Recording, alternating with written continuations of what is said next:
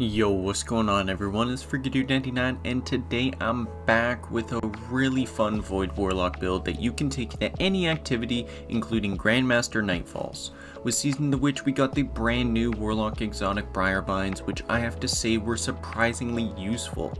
Having an army of Void Souls to weaken everything and clear out groups of enemies is amazing to have, and it's a lot of fun to play with. It also makes this a pseudo support build with our focus in chaining Void Souls.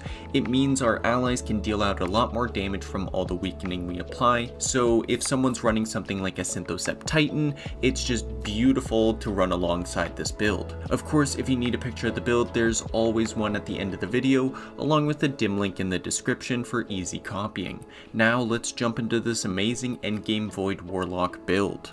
What can I say about Nova Bomb other than it's a ton of fun, and if you get a soul on an enemy and then super, you can delete GM champions almost instantly. Personally, I'm a big fan of Cataclysm as I prefer the instant damage and the tracking on the Nova Bomb, as well as the split out Void Bombs that it comes out after its explosion. But if you want to use something like Vortex, you can always do that. They're both great choices and it really comes down to personal preference. For class ability, I personally go Healing Rift as I find it helps a lot more in harder content. Being able to stand around a corner getting continuously healed while taking down some mini bosses is a huge help in something like a Grandmaster. Plus it just helps with surviving in general.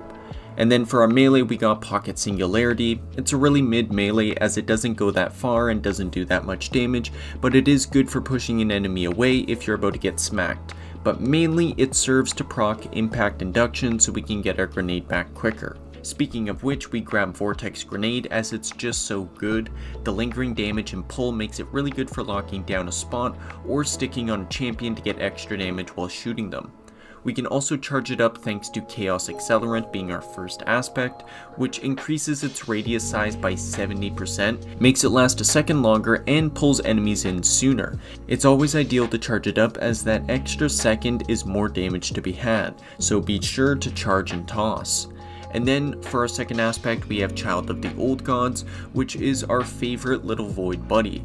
After casting our rift, we spawn this guy who flies towards the first enemy that we shoot. If the enemy lives, then the soul flies towards it and creates a 10-meter draining field that deals damage and weakens enemies. And with the healing rift we get a 4% grenade and melee energy back every 1.4 seconds while it's leeching. Plus, thanks to Briarbinds, these souls last 55% longer and can be picked up, allowing you to redeploy it. It also gets an escalating damage and damage resistance on each takedown, up to 100% increased damage and 50% damage resistance, so chaining a single soul has its benefits. Starting off the fragments, we have Echo of Harvest. With all our Void Souls weakening everything, it means we can create tons of Void Breaches. The Orbs of Power have a 10-second cooldown on creation, but it's still nice to have as well. And then these Void Breaches give 12.5% class energy on pickup, plus because of Echo of Starvation, it gives us Devour. Devour giving full health and grenade energy on enemy takedowns, as well as a refreshing of its timer. Devour is a huge boost to survivability, plus the grenade energy is a big bonus. Then we have Echo of Remnants, which increases our Vortex Grenade's duration by another 50%, which adds 1.65 seconds on top of it. This plus Chaos Accelerant makes the Vortex Grenade's duration go from 3.2 seconds to 5.85 seconds, which is close to double its original duration, and that just means way more damage for us. And then finally we have Echo of Instability, so on all of our grenade takedowns we get volatile rounds on our void weapons for 10 seconds. Volatile rounds are amazing and give some strong extra damage to our void weapons. They also give anti-barrier rounds if the weapon doesn't already have a champion stun on it, making it good for void weapons that don't have artifact perks like submachine guns this season. And that does it for the subclass, and on to the weaponry. Starting out, we actually have a healthy amount of options here. For me, my main void weapons have been Under Your Skin, a void bow that you can get from Vox Obscura that can roll Archer's Tempo and Explosive Head.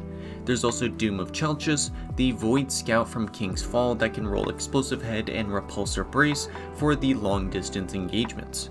If you're looking for something a little more interesting, I suggest picking up Firefright, a kinetic auto rifle from Presage that can roll 4th times the charm, and Osmosis.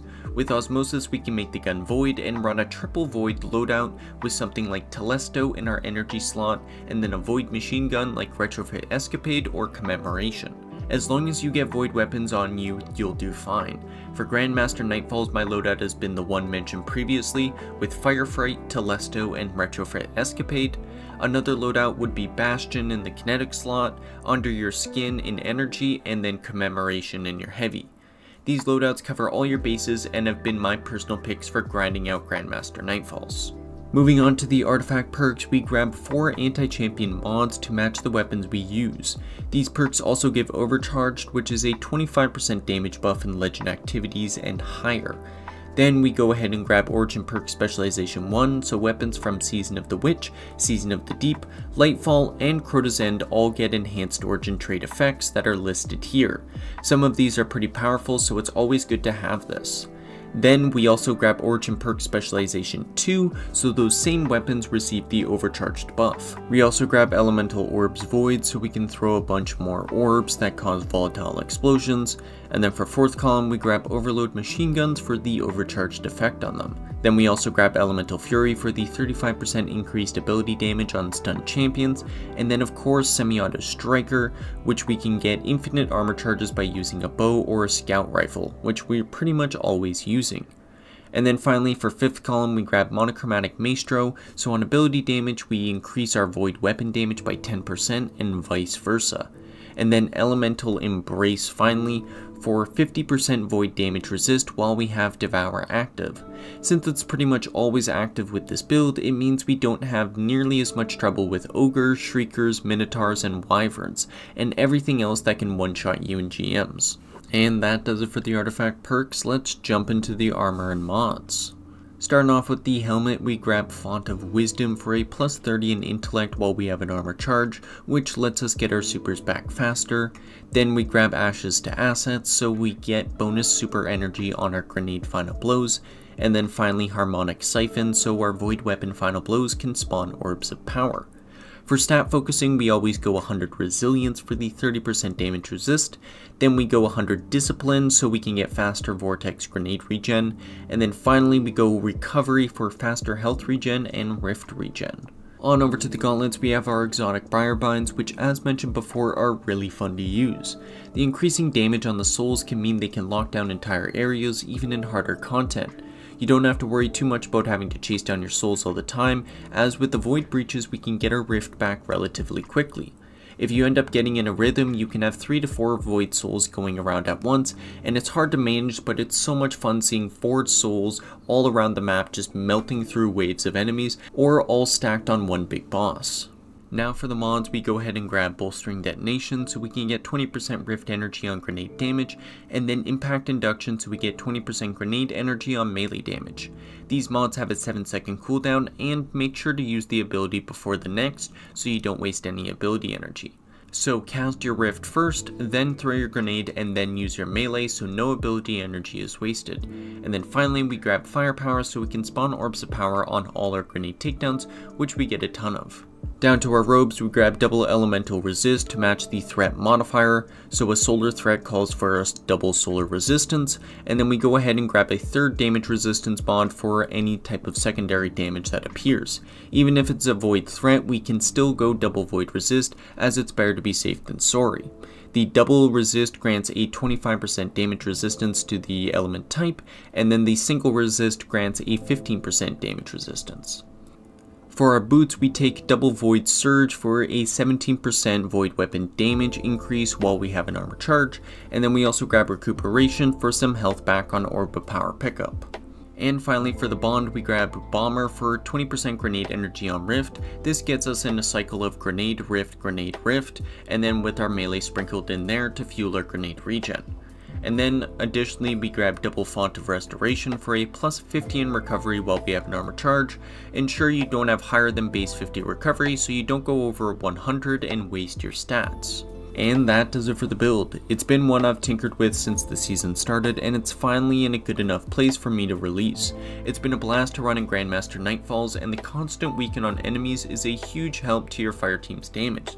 It's just a fun build to run around in any piece of content, including Legend Haunted Lost Sectors, and it makes Voidlock feel really unique compared to some of the other Voidlock builds. Of course, if you need a picture of the build, there's one on screen for you to take, plus there's a dim link in the description for easy copying. If you enjoyed the build and video, make sure to leave a like and comment. It helps please the algorithm and make sure I can make more videos for y'all. If you haven't already, subscribe to not miss out on any new vids or builds. Thank you everybody so much for watching, and I'll see you in the next video. Peace out.